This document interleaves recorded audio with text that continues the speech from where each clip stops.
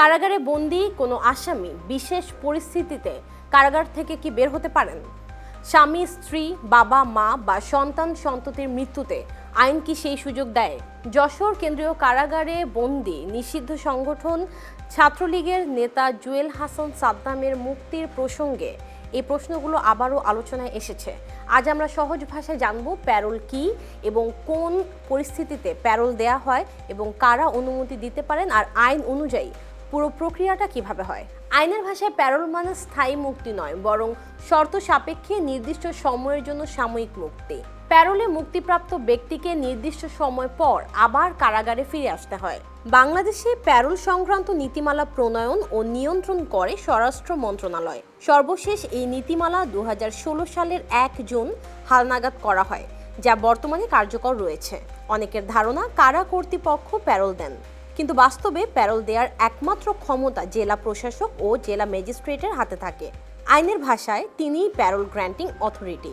যদি কোনো বন্দী নিজ জেলায় কারাগারে থাকেন, তাহলে সেই জেলার মধ্যেই প্যারোল মঞ্জুর করা যায়।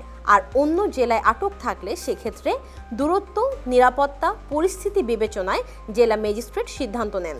নীতিমালা অনুযায়ী ভিআইপি বা সাধারণ সব শ্রেণীর কয়েদি বা হাজতির মা, বাবা, স্বামী বা স্ত্রী, সন্তান, শ্বশুর, শাশুড়ি, আপন ভাই বোন মারা গেলে নির্দিষ্ট সময়ের জন্য প্যারোলে মুক্তি দেওয়া যেতে পারে।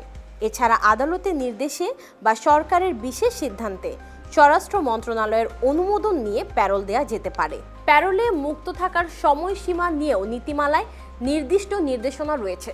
সেখানে বলা হয়েছে প্যারোলে মুক্তিপ্রাপ্ত ব্যক্তি 12 ঘন্টার বেশি মুক্ত থাকতে পারবে না।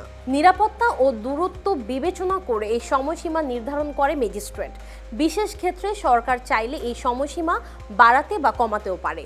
নিরাপত্তার প্রশ্নে কারাগার থেকে প্যারোলে মুক্তিপ্রাপ্ত বন্দী একা একা চলাফেরা করতে পারে না। কারাগার থেকে পুলিশের হাতে তাকে হস্তান্তর করা হয়। সার্বক্ষণিক তিনি পুলিশ পাহারায় থাকেন এবং সময়সীমা পার হলে পুলিশ তাকে আবার কারাগারে বুঝিয়ে দিয়ে আসেন।